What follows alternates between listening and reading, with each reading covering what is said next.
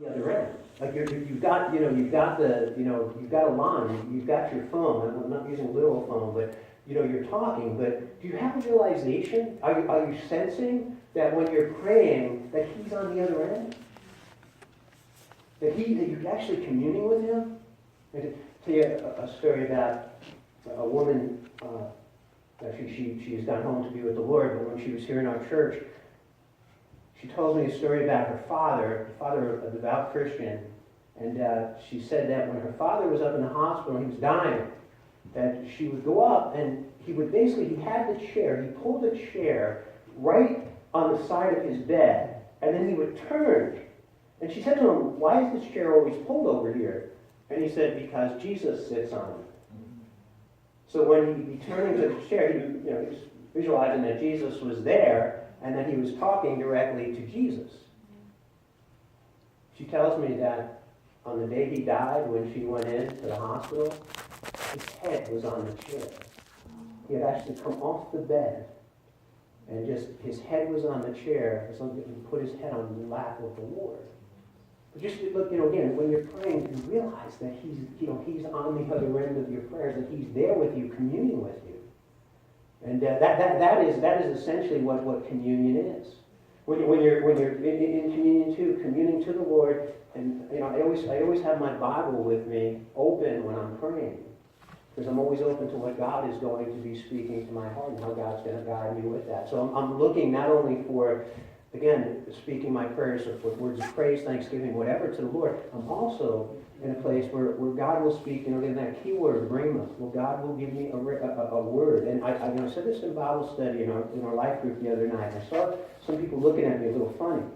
And I said, I believe every time you come to the Word, that God should speak a rhema, a word directly to you about your life, a word of encouragement, a word of guidance.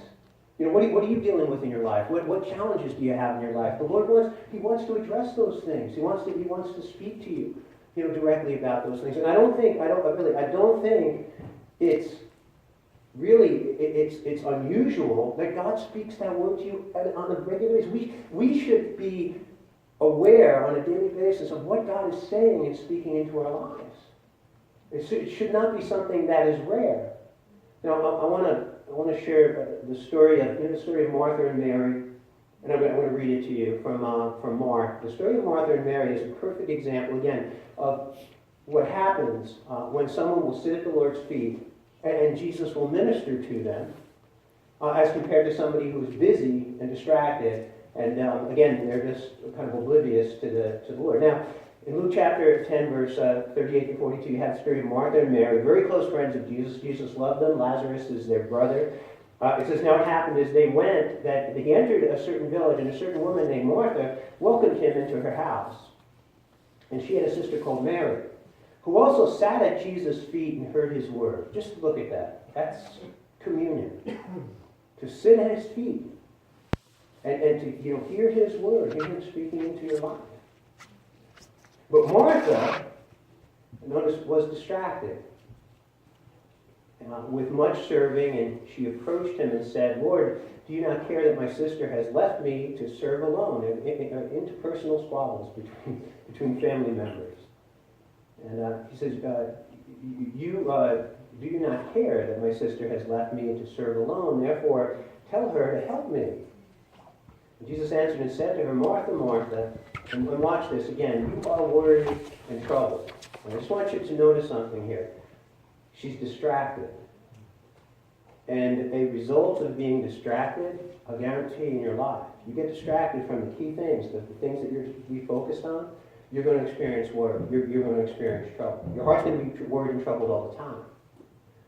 About many things. But one thing, and notice this, Lord, one thing is needed. Singleness of purpose.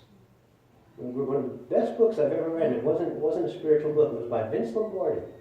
And it was called Singleness of Purpose.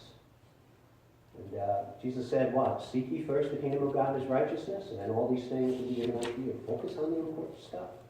Don't get distracted. Again, Martha is all distracted, and she's troubled, and she's worried. Just whenever you're experiencing anxiety or trouble in your life, it's because you're distracted. And I'll say this to you. I majored for a major part of my life in worry. And I had my major in worry and I had my minor in anxiety. And I got to tell you, this has been walking with him for 32 years. All I can say is I don't have too many worries.